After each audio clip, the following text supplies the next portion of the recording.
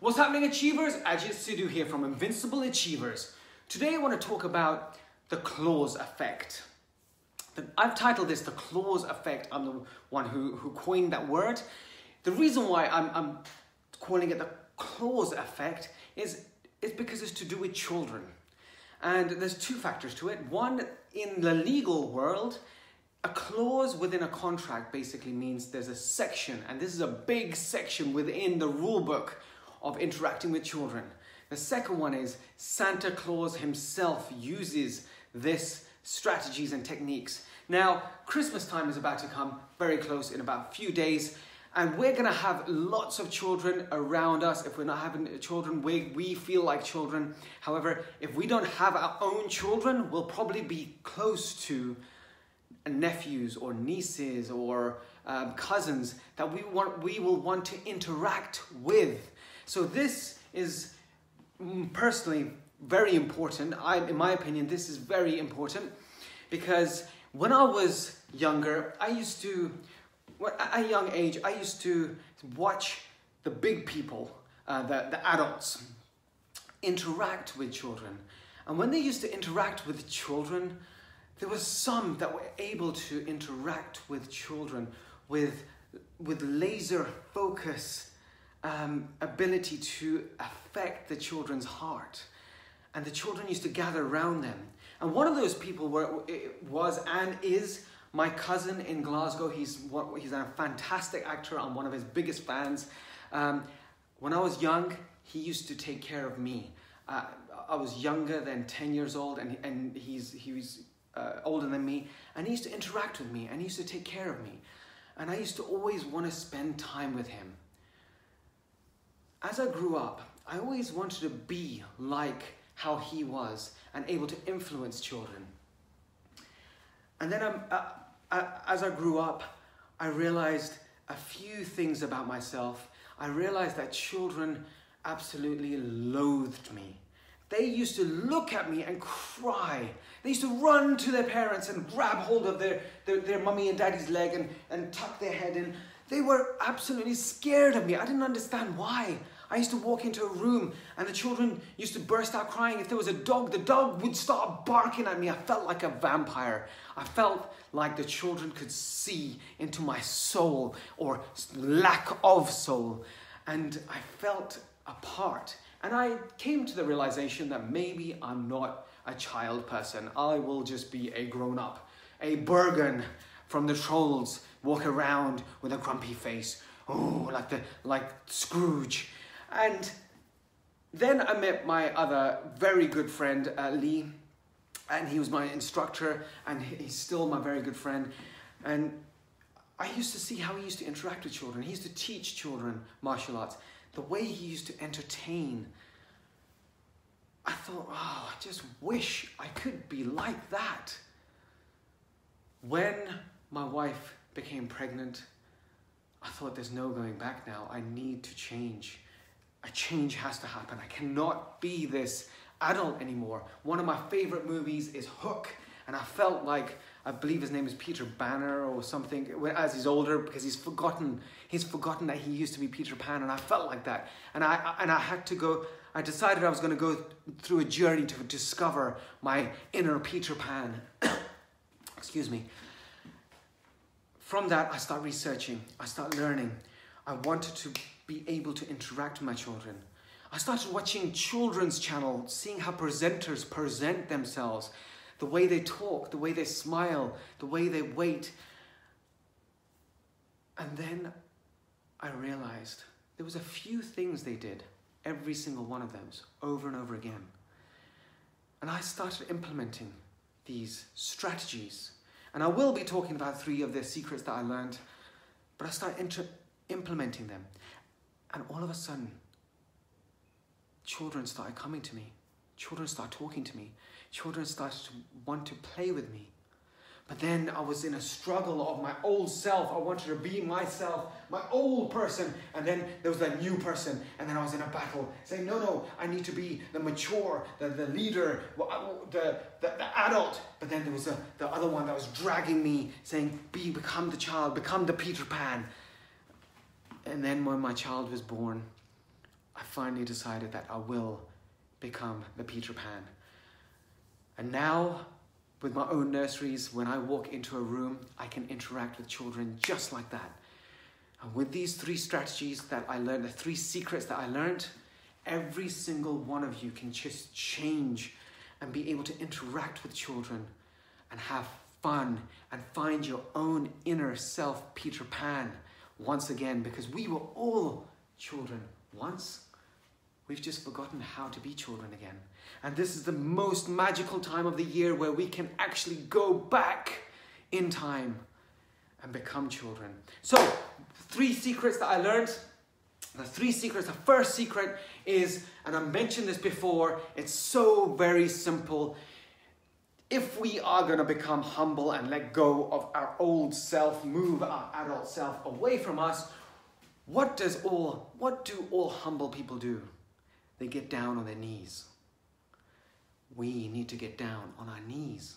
We need to get down to the children's level, because if children are standing right here, the children are standing right here talking to us, looking up, cranking their neck, sorry, too far from the camera, cranking their neck up, they are seeing us as giants. We are the Bergens, the huge giants that stand there looking over them, and then we blare our voice out, and we have to try speaking louder because they're down there and they might not listen to us. And the children start fearing us. That's why they run. They run to their mummy and daddies and hold on to their mummy and daddy's legs. But if we get down to the level, and this is the number 1 secret I do when I want to interact with children in the nursery, all I do is become humble and drop down on my knees. And once I drop down on my knees, all of a sudden, and I put a smile on my face, children start surrounding me. That was number 1. So simple. I didn't even speak. All I did was drop down on my knees and stop and wait, and children came around me. To this day, to the people that I've spoken to and told this, they don't do it. They may feel like, nah, it's not for me, or nah, you don't know what you're talking about, but just try it. Just do that 1 secret and life is going to change with your children. Well, secret number 2, to amplify this now, is speak slowly. We need to start speaking slowly. And this was the biggest and hardest challenge for me. At a young age, at the young age of 12 years old, I lost my voice. When I used to try to speak to people, people used to say, huh? What are you saying? We don't understand you. And I used to mumble, and I couldn't get the words out. And this went on for 6 whole years, to the point where I withdrew inside of me and I stopped talking. I stopped talking and interacting. Even to this day, people say, you're very introverted. Yeah, because for 6 years, I was inside of myself. I wasn't coming out. So I'm not an extrovert. I'm an introvert. I'm inside my own head.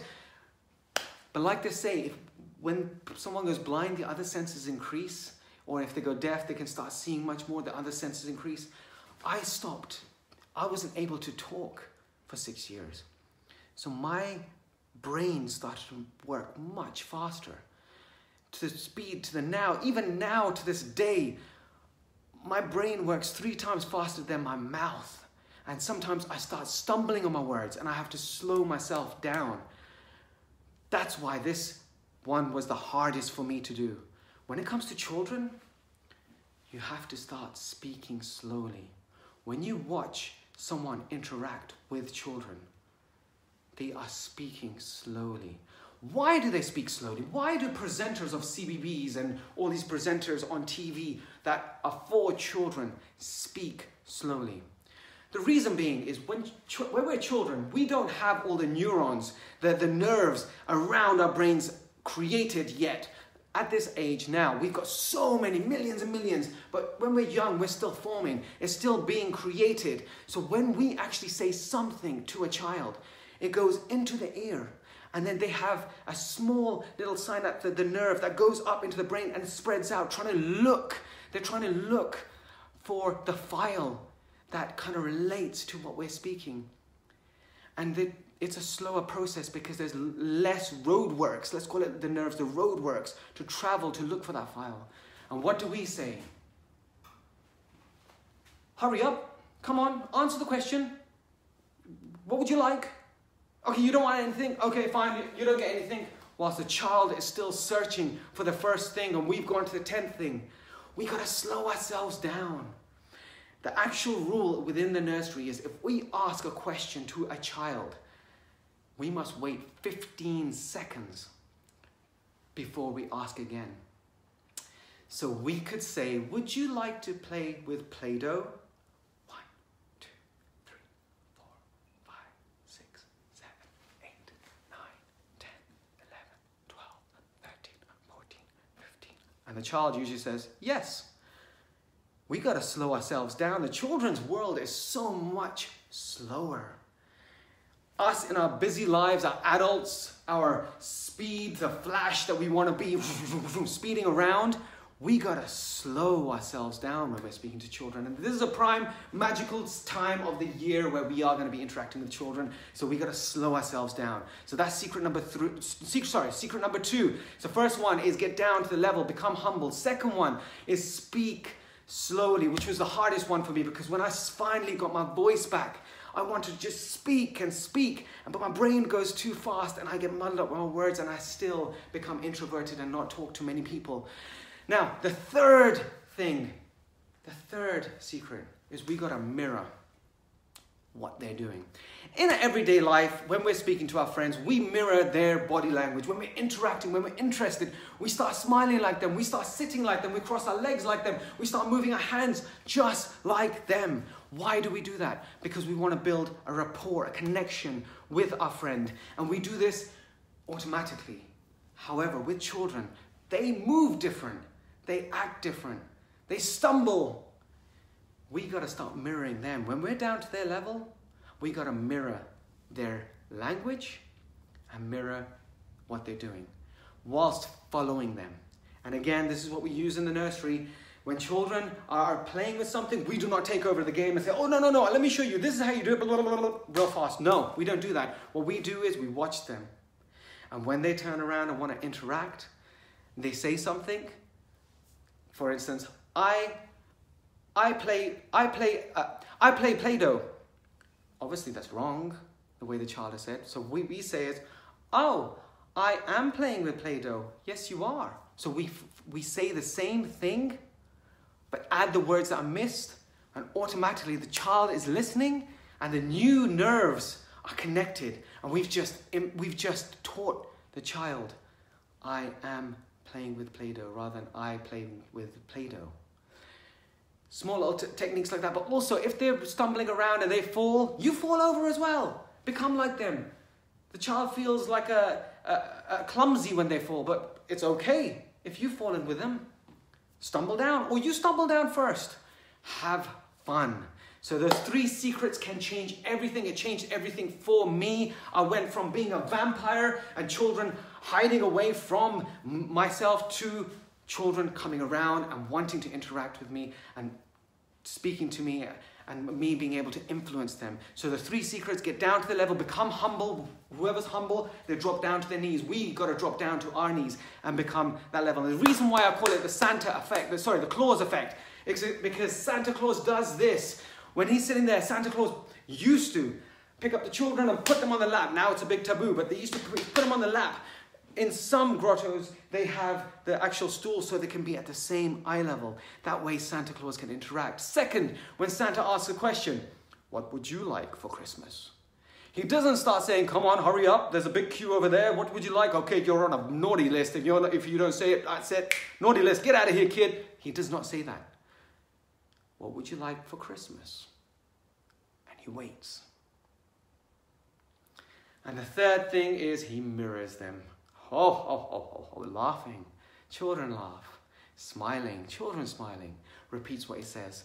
So that's why I've called it the Claus effect. But it's also because it's the rule. It is the actual rule of interacting with children. Our nurseries, 2 nurseries, use these techniques to be able to interact with a room full of children. And we find it tough to interact with 1 child. So use these 3 secrets and have fun this Christmas with your children, with your nephews, your cousins, with anyone. Keep adding value, keep spreading the love, Keep interacting with children because children are the future. And just remember, we are just one idea away from changing the future. Take care, guys.